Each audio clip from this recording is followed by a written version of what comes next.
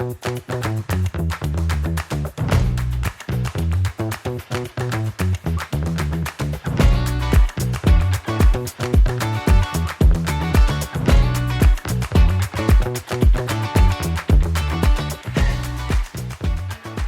Olivier. It's good to see you. It's always great to see you, and thank you very much for your time today. I think that before we start, maybe you will shortly introduce yourself and your background.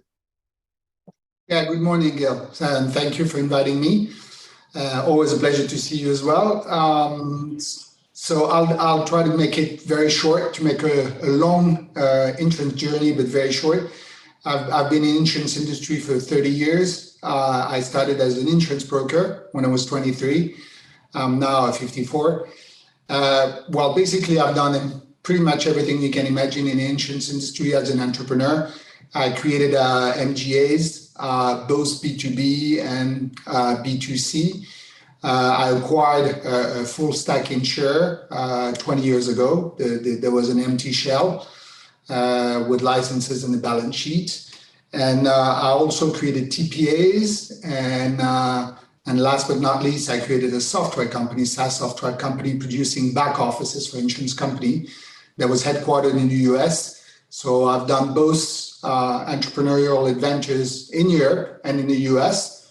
From all those companies, the only one that I kept is the insurance carrier that is now called Wakam, and that is a B2B2C white label property and casualty insurer. That's amazing. And this is an amazing journey that you have been doing all around the industry that we are living in, right? Yes, absolutely. And basically, you are now holding at Wakam, and I think Wakam is maybe the oldest insurance company from France, right? Absolutely. The old name used to be La Parisienne, and it was created in 1829. So it's the oldest French insurance company that was not, merged or acquired by a large incumbent. At the time, it was created to insure the glasses of the horse carriage in 1829. Oh wow! So that's the old story of the company. It's amazing. It's like Hudson steam boilers are still having the same name since then. Yes. So I think that after what you have seen in all these years in the industry, you probably saw a lot of ups and downs during the life. But what we are now seeing is a huge devaluation of the whole Insurtech ecosystem. We see a lot of down rounds, a lot of challenges in the valuation of companies. So my first question is, are we sobering, or this is temporary? How do you see this crisis moving forward? Well, I think we're kind of coming back to the basics of insurance. So the basics of insurance, if I had to summarize, is that you have to monitor a cost of acquisition, of your clients, to understand how much a new client costs to your entity. You have to monitor a loss ratio, because at the end of the day, the game in the insurance industry is to pay less claims than we get premiums, Right. And in the middle of those two pillars, of profitability, there's another one that is your expense ratio, which means that once you acquire your clients and then you insure your client, how much it costs you to transact between those two pillars. And I think we're coming back to the basics in the sense that some of the Insurtechs are really bringing something, in the cost of acquisition of the clients. For example, if we're talking about embedded insurance, right? And it's B2B2C. Well, as the insurance is embedded into another product or another service, of course, your cost of acquisition is much lower because it's automatically embedded in something else. But if you're just, trying to go B2C, as all the players to go in the past with a better customer journey, of course, with a better experience, a best convenience and everything, well, you're not bringing anything to the table because your cost of acquisition will still be the same. And it's still very high when you have to go B2C. So that's one thing. And if you're lowering your cost of acquisition, by being too competitive on the prices, then you deteriorate your loss ratios. So I think that there's been a lot of Insurtechs that forgot those two pillars in the beginning. And when money, was floating, it wasn't really a problem because investors were ready to wait for a really extensive period of time, Amazon hasn't been profitable for 20 years or 25 years. Investors were ready to wait. And I think now that the money is not floating anymore, now the interest rates are raising and everything, the cycle on which the investors are ready to wait for profitability is much shorter. So in those times, you come back to basics. Are you bringing something to the table in terms of cost of acquisition? Are you bringing something to the table in terms of better loss ratios? And if the answer is no on both times, then the valuations are just crawling down. And I think it will stay like this. But in the middle of this, you have people that are really bringing something to the table. So I think the valuations of those guys in the Insurtech world, once we get through, this crisis, will go up again. So I think there'll be, a split between the two. So basically, from what I understand, there is going to be a split between the ones that does not have a business model and the ones that do have a business model in terms of acquisition cost, loss ratio, underwriting profitability, etc. Is that correct? Exactly. I think, for example, for the gig economy, you had a lot of Insurtechs that brought something to the table, embedding, amazing offers into the platforms such as Deliveroo and such as Uber, Airbnb, Getir, Revolut, whatever. We're working with a lot of those guys, and we're bringing capacity, we're bringing product innovation, we're bringing the tools to those guys so that they can deliver the promise. And there is value. There's value for the platforms, there's value for the freelancers that are working on the platforms, there's value for the end customer, and the cost of acquisition is almost nil, because the platform needs to bring protection. So I think the valuation of these companies, once we get out of the crisis, will go up. But when you're looking at pure B2C players that just improved a little bit the customer journey, this is not going to bring anything in terms of cost of acquisition or loss ratio. So I think that the problem will lies for them. I could not agree more. I think that customer acquisition is always going up, by the way. Yes. The keywords in Google and other directions are not getting cheaper as expected. But you're one of the leading companies in Europe all around B2B2C and embedded insurance platforms and programs. So how do you see the next major trends in the insurance industry for the upcoming years? Well, yeah, and thank you for what you're saying about Wakam. But yes, the company is growing very quick, actually, because we're helping those guys providing embedded insurance. The company is going to reach $1 billion of GWP this year. Wow. Across the 30 countries, and we're growing at a pace of between 30 to 40% per year for the last 5 to 6 years.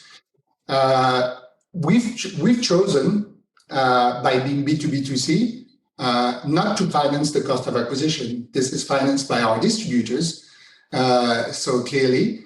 And what we're trying to bring is, and this is where I can maybe relate and tell you what I think as the major trends, is to bring innovation in the product, clearly in terms of pricing, and also to bring an expense ratio that is as low as possible so that our pricing remains very competitive for our distributors. Our expense ratio is 7%, and this is extremely low for the industry. Why? Because when we started the company, it was a zero-based design, so no organizational legacies, no IT legacies, and we're going to be writing $1 billion with less than 250 people in the company. Wow. So the trends that I see is really embedded insurance, clearly. It's already 45% of our GWP, so that's big, you know. The trend that I see is clearly, AI adoptions, because you can see that now, we're building predictive models in pricing, in analytics, which allow us to test and learn. Most of these new insurance products that come on the market, we don't have data from the past. So it's a paradigm shift for our economy, because actuaries in the insurance industry, they're used to analyze data from the past to predict the future. But for example, for the e-scooters that were thrown in the streets, we had no data from the past. The pricing business is moving from actuaries to data scientists that have to use predictive and AI models with an IT structures that allows you to test and learn. And that's what we do with, we deliver our pricing through APIs. So every time we have to change something, we can do it very quick. So really the three trends that I would say is, one, embedded insurance, clearly. Right. Second is AI adoption. For example, you have also all the use of AIs. We use AIs to deliver the wordings in natural language. We just put into the machine the wordings as they are, and the AI is capable of delivering natural language, plain language. This is the second trend, the third trend, that I call convenience. So first is embedded insurance, second is AI adoption, third is more a philosophical approach of our industry, which I think the trend for the future is convenience. Everything has to be convenient, and convenience can be described as going something difficult with ease and facility and everything. And this is what we have to do. Embedding the financial protection into the product or the service is super convenient, because you don't have to buy your product. Having wordings in natural languages or plain languages is inconvenient, because, inconvenience also you can include, but that's a difficult subject that I hope I will see as a trend, is parametric insurance. It's a very difficult segment, very difficult to develop, because the problem is that we don't have in the world enough open data to create triggers for the claims.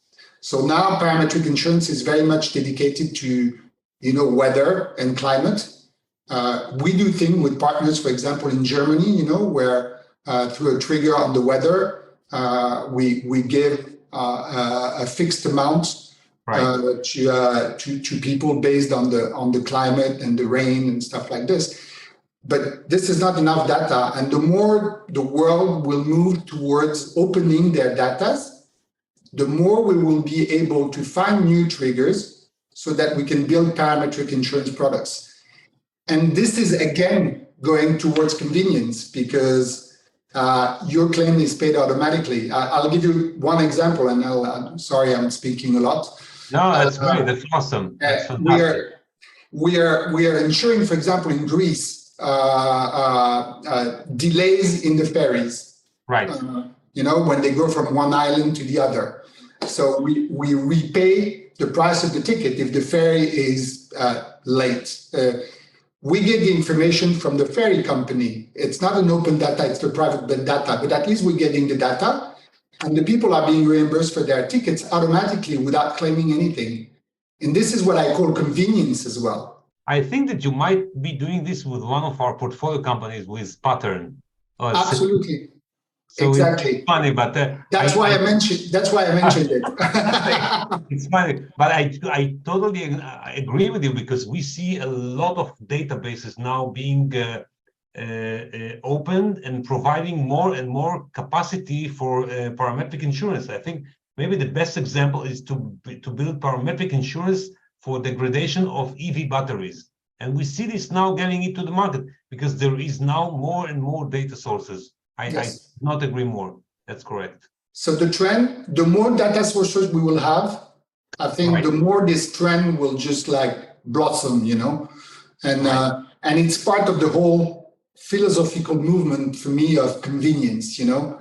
So if you don't have to buy your insurance because it's included, it's convenient. And if you don't have to claim for your claim, it's convenient. So absolutely.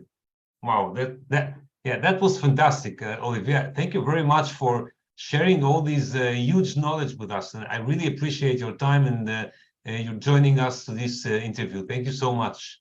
Thank you for thinking about us. Thank you. It's great. Thank you very much.